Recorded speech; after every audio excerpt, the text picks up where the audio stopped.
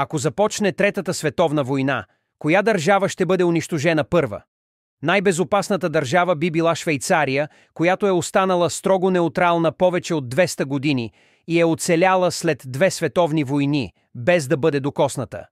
Номер 5. Израел. След като са провокирали всяка държава около себе си – Иран, Ливан и Сирия ще изстрелят ракети по Тел Авив, а войници от Египет ще атакуват ядрени съоръжения около Израел. Железният купол няма да успее да прехване всички ракети и САЩ ще бъдат твърде заети да водят собствената си война, оставяйки Израел да бъде разрушен. Номер 4 е Япония. Япония вероятно ще се изправи пред китайски ядрени ракетни атаки и севернокорейска агресия. Основните цели ще бъдат големи пристанища, бази и градски центрове за данни, оставяйки Япония в прахта. Номер 3 е Южна Корея. Северна Корея незабавно ще започне масирана атака срещу Сеул.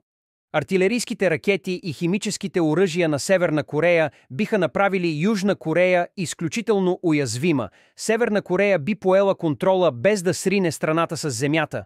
Номер 2 е Тайван.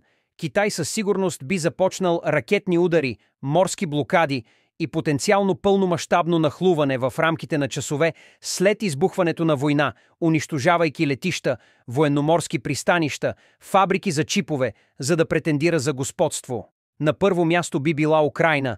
Русия би използвала това като перфектна възможност да изпрати пълномащабно нахлуване в Украйна и да поеме контрола, докато НАТО и САЩ са разсеяни.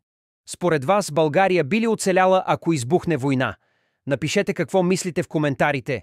Абонирайте се, харесайте и споделете видеото.